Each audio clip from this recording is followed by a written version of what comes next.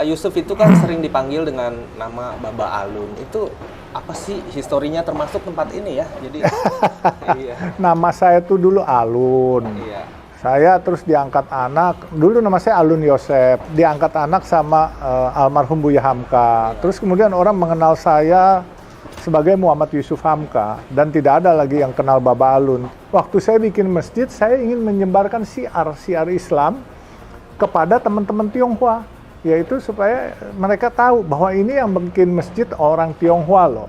Kepada teman-teman saudara Muslim kita juga harus tahu bahwa saya ini orang Tionghoa loh, bukan orang suku India, suku Arab atau apa. Nah sehingga saya berpikir, ya sudahlah, namanya Baba Alun aja deh. Karena teman-teman waktu saya bilang Masjid Jami apa-apa, dia bilang, Pak pakai nama Bapak aja, Masjid Baba Alun. Terus akhirnya teman satu nyeletuk, jangan Bapak, kalau Babah tuh panggilan orang Tionghoa buat Bapak, ya udah Baba Alun jadi, kun fayakun jadi aja. Jadi alhamdulillah udah 5 sih. Udah 5 ya. Udah 5. Saya dengar kan Pak Yusuf mau punya 1000 masjid. Insya Allah mau 1000. Sekarang udah 5. Ini yang paling baru ya, Bro? Enggak, ini yang ketiga. Oh, ini yang ketiga. Yang keempat di Sentul, pintu Sentul Barat. Kelima di Taman Suropati. Itu di atas pos polisi. Tanahnya berarti tanah Bapak? Tanah di sini, kalau semua tanah-tanah jalan tol yang Suropati tanahnya DKI. Oh, Bapak di atas pos polisi. Benar-benar untuk masyarakat pakai. Untuk masyarakat pakai, dan ini kita berikan kepada masyarakat. Kita nggak mau kita yang kuasain, silakan.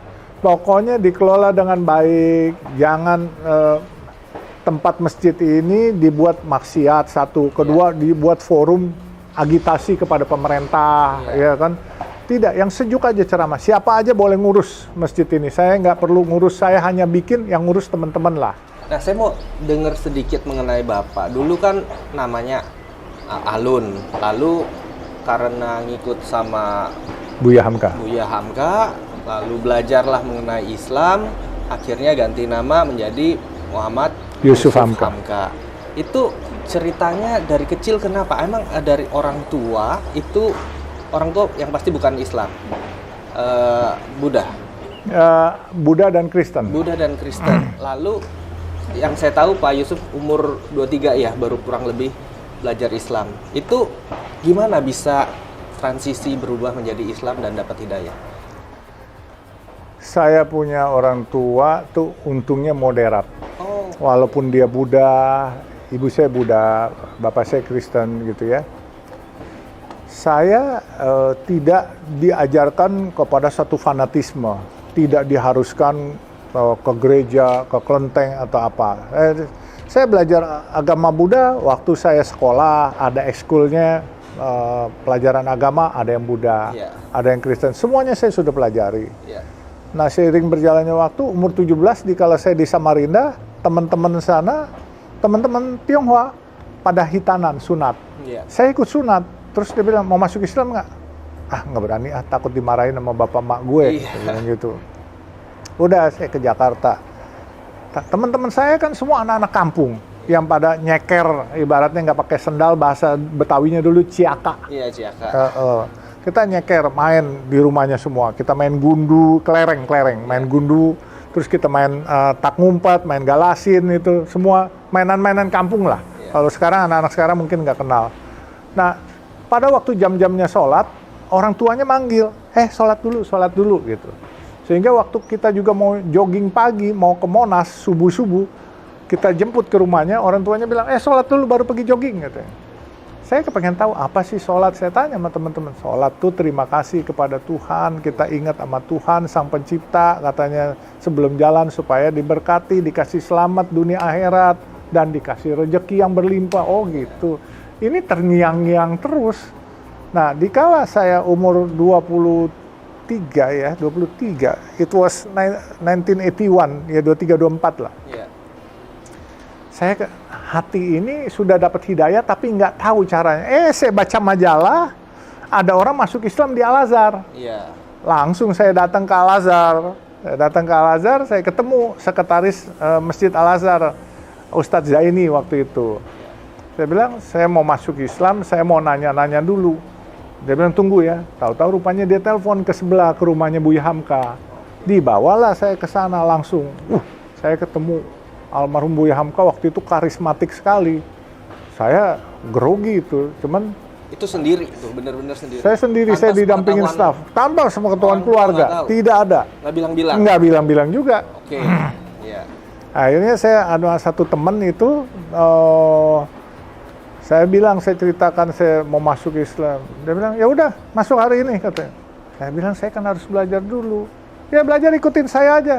Loh kok maksa? Saya bilang, enggak, gini. Dia bilang, itu Buya Hamka masih bilang, kalau engkau sudah dapat hidayah, kau mau masuk Islam, nanti Buya bilang besok, atau kau bilang besok dan Buya tidak arahkan, kalau kau meninggal dari dalam meninggalnya bukan Muslim, dosanya Buya yang tanggung katanya. Iya. Oh, saya bilang, tapi saya nggak bisa. Udah ikutin Buya.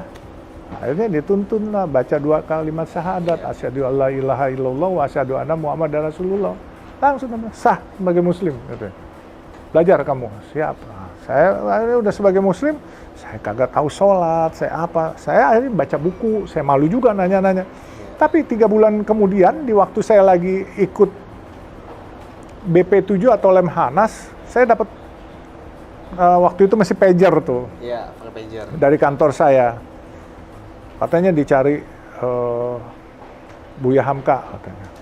Oke. Saya langsung pulang jam 5 saya langsung ke tempatnya Buya Hamka.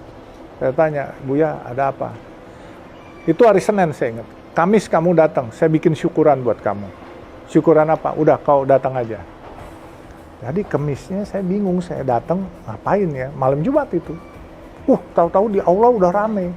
Rupanya bikin syukuran. Beliau mengangkat saya sebagai anak ideologisnya. Oke. Itu saya luar biasa. Dan di hari itu beliau memberikan cincin, cincinnya masih ada, saya digrafir nama Profesor Dr. Hamka, dan diberi nama Hamka, nama saya diganti dari Alun Yosef menjadi Muhammad Yusuf Hamka. Itu orang tua udah tahu, Pak? Itu orang tua belum tahu, orang tua di tahu Samarinda. Iya, tapi begitu udah itu karena berita keluar di koran, nah tahu semuanya. Ngomel dong? Enggak, alhamdulillah enggak. Iya. Tapi dia masuk Islam dia udah tahu dulu saya. Cuman waktu itu dia tahu tapi dia nggak nanya karena orang tua saya kan di Samarinda. Iya. Orang tua kan guru ya, Pak ya? Iya, dosen. Bapak saya dosen, ibu saya guru SMA. Iya, iya. Gitu. Jadi saya nih anak guru. Iya. Nyasar ke jalan tol gitu. Nah, itu